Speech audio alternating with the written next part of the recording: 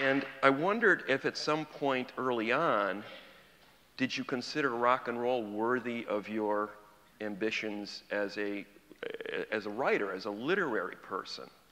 Well, you know, I'm just a couple years younger than rock and roll.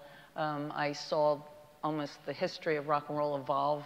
I evolved with it, and from, you know, early R&B and dance music, dancing to it, but watching, you know, how it evolved as a cultural voice, a political voice, a revolutionary voice, an artistic voice, you know, with like Neil Young or Jimi Hendrix and Bob Dylan and John Lennon, Grace Slick, and the writing and the vision. It was visionary work because they were looking to change the world. Mm-hmm.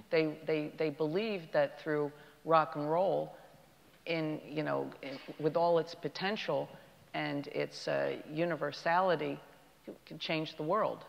And so yes, I believed in rock and roll as our cultural voice. When I stepped into the arena of rock and roll, I only thought to step into it temporarily.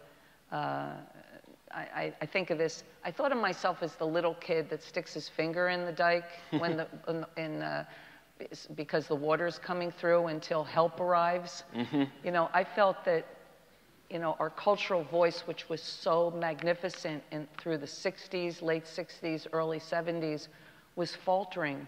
Jimi Hendrix died, Janis Joplin, Jim Morrison, Bob Dylan had a motorcycle accident. A lot of our great voices were going through their own changes.